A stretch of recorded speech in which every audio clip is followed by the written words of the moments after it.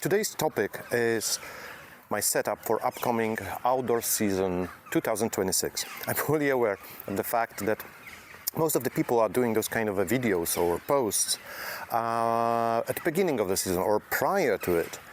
Unfortunately, in my case, this year, this was so unlucky.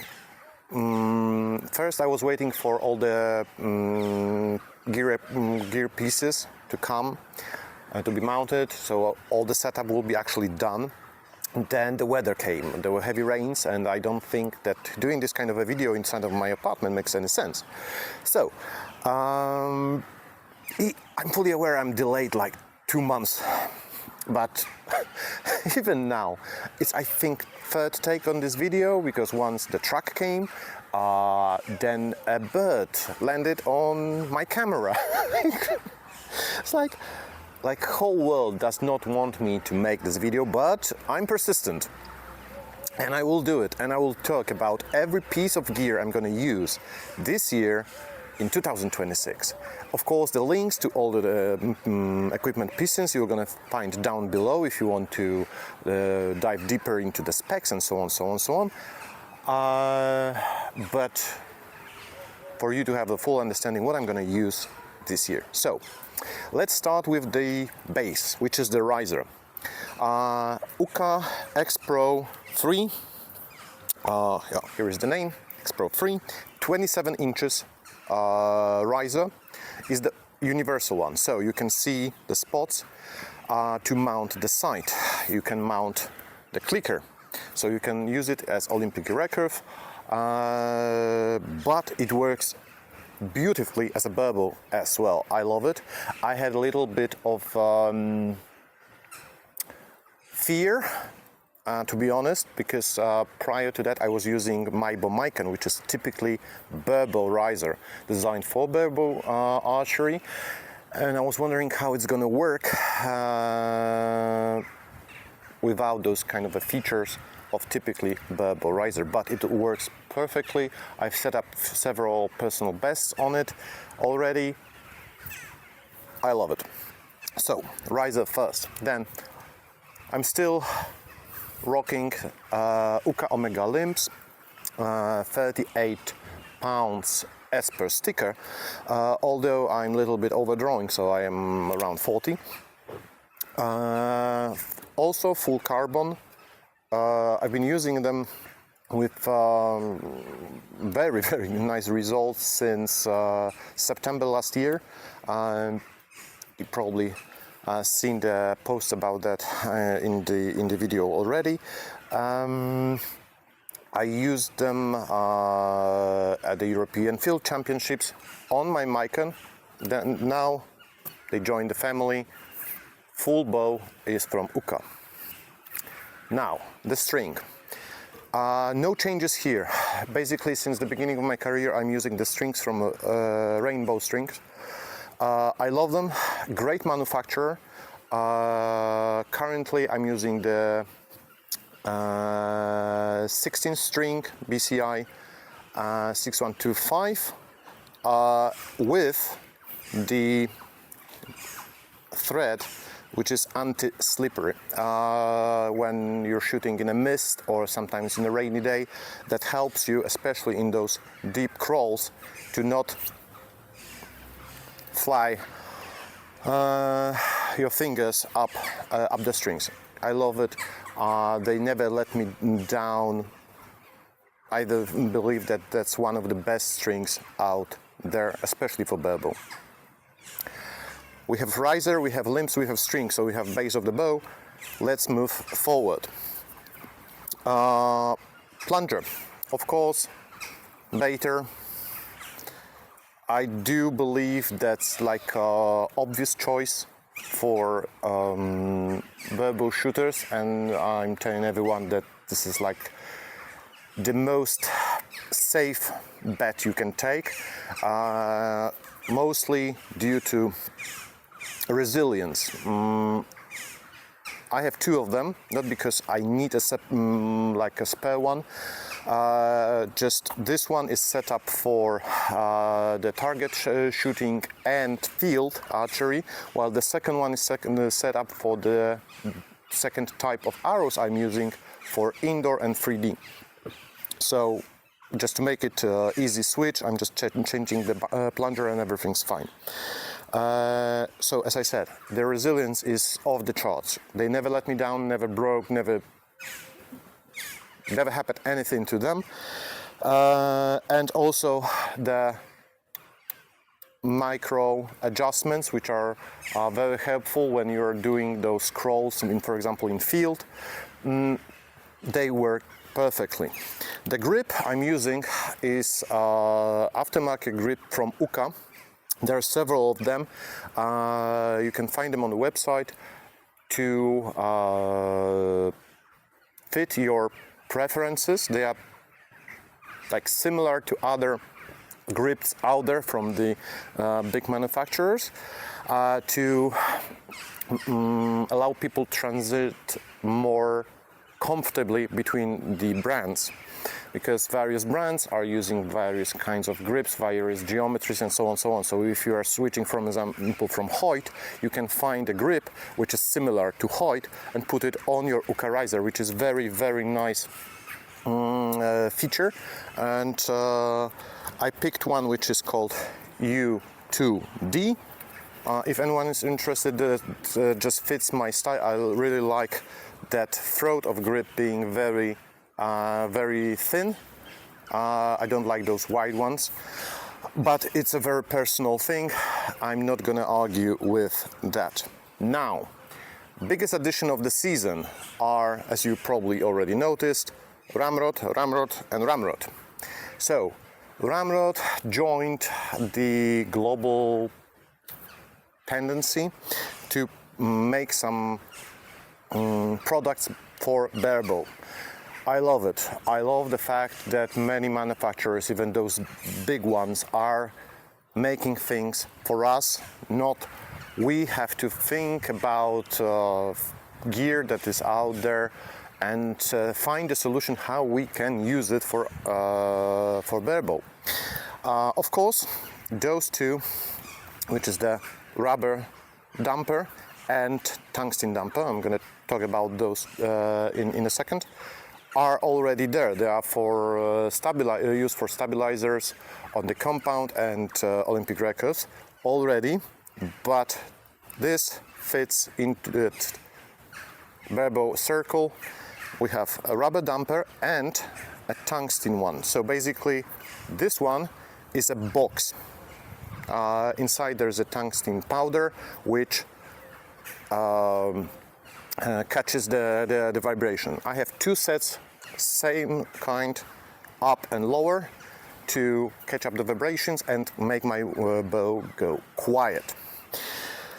Now, about things specifically for barebow. It's this. It's called Hex. Looks sick. Absolutely sick. So, basically, there are two elements of that piece. First is once again a steel box in which you have a tungsten powder which catches the vibrations. The screw have that small channel here. You can move it up, sideways, even invert it completely. So the bow after the shot will go straight at you. You can balance it so it will not do like a little bit Macarena dance. You have in the set, you have 6 additional weights. Each one is the same weight, so you can actually decide how much weight you want to put on, or maybe you want to do it more sideways, so you're gonna remove it from one side or another. Lots of options for you to make the proper tuning and to make things work for you specifically.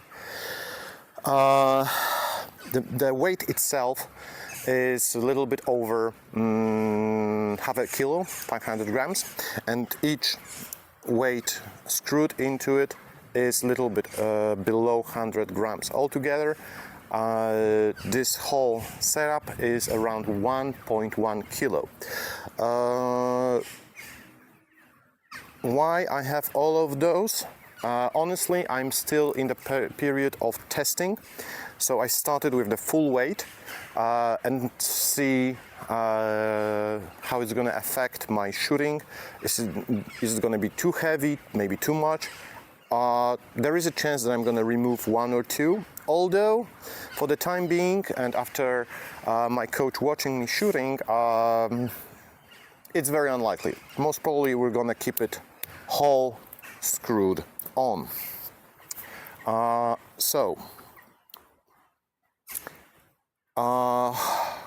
We covered most of the things. I've covered the newest addition for Bebo, so I think it's time for you guys to have a little bit of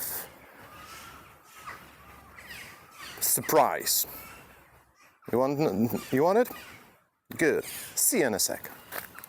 Quick change of attire, and yeah, this is a surprise. I'm proud to announce that alongside Uukha, I've secured another sponsorship. I've joined RamRods Pro Stuff. So I want to make one thing clear. I was not praising the Hex Master Weight just because I'm a Pro Stuff. It's actually the other way around. I wanted to join Pro Stuff to be able to promote as strongly as possible this piece of equipment, because I find it extremely valuable, and in general I find the RamRods equipment very useful for Bebo. So yes, another Pro Stuff under my belt.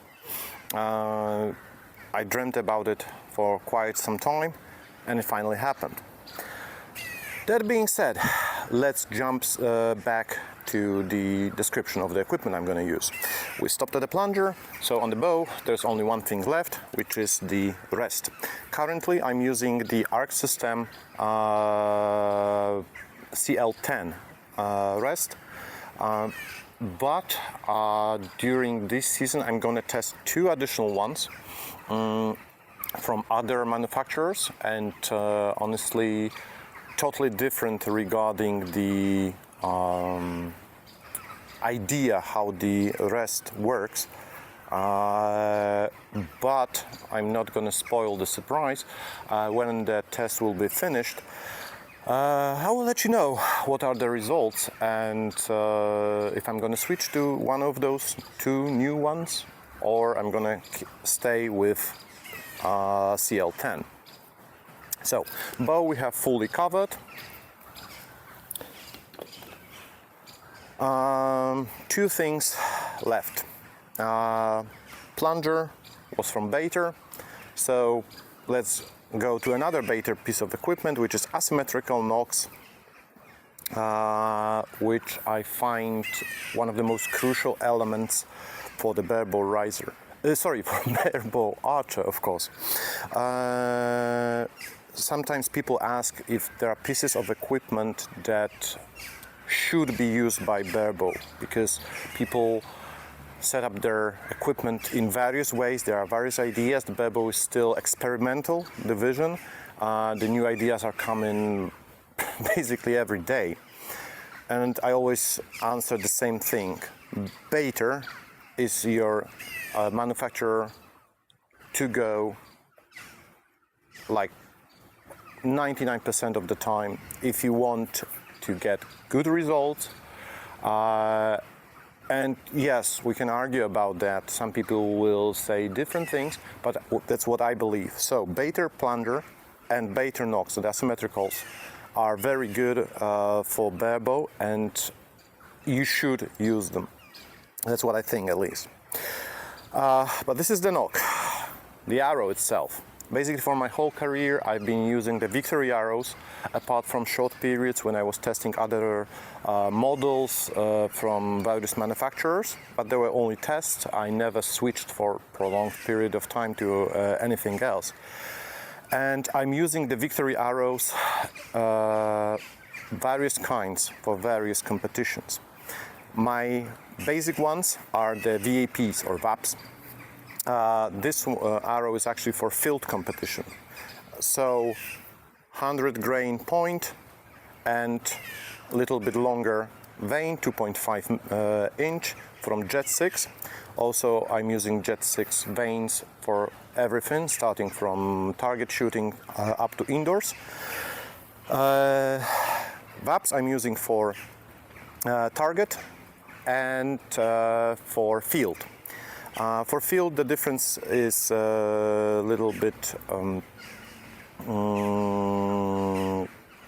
different regarding the vein and the point. For target, I have 120 grain point, here is 100, and shorter vein. For target, I'm using 2 inches instead of 2.5. For indoor, I'm using currently the VFT, although I'm thinking about switching to VTAX, but we're gonna cross that bridge when we're gonna reach it in the autumn, when I will have to make a decision for the indoor season. But it's still gonna be victory for sure. So yeah. The final addition are the wraps, which you can see, beautiful green color. I'm using the wraps from Customwraps, which is basically a subdivision of SOCX. I love them because they are very resilient to being hit by other arrows. I never had problems with putting them on. They were always perfectly fitting the arrow. Everything was so smooth. Also, the production time is very short, which is very important because sometimes I need them like in few days. And I remember a situation when Monday afternoon I was ordering them, and by Tuesday noon I got them email saying, okay, your wraps are already in production. So very quick response, very quickly delivered, even though they are located in Netherlands and I'm a little bit far, a little bit to the east. They make arrow building very easy because of the lines for the veins printed on them. Very good idea to use those. Although, please remember one thing, some people tend to forget about it, that wraps are affecting the tuning. So if you're doing the burr shaft without the wraps, the results will be slightly, not by much, but slightly different when the wraps are put on the arrow. If you are very into the tuning to that perfect spot, maybe you're, for example, a compound shooter where the results have to be, that on point always. Please remember that burr shaft, if you are planning to use the wraps, should include the wrap itself as well. So it should not be like very bare shaft tuning, but that's like a little bit of addition. So as I said, arrows from Victory, as always, veins from Jet, so KSL basically. Two things left. Probably the most important piece of equipment for every archer, which is your tab. In my past, I've been using various tabs,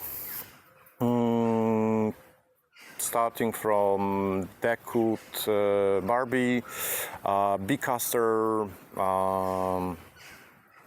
Fairweather, Yost, many types. I've tested, I think, most of the tabs that are out there on the market, and in the end I decided to stick with Zara. It's very lightweight tab with very thin leathers, so somebody might love it, somebody might not. For me, it was a little bit of adjustment, but I got the best results on it. So I'm sticking to it, and I advise you to at least check it out. Last pieces of equipment, which you already seen in my videos, is... I just realized I lied. This is the most important part of the equipment. My Aurora backpack. You might ask, okay, why is it the most important piece of equipment? Because on the tournaments, not only the field.3D, but indoor, target shooting, whatever, there is always not enough chairs and benches. And when you're shooting for a whole day, your legs are killing you. So the fact that you have a backpack that you can put everything in it and still sit on it during the tournament is such a nice relief.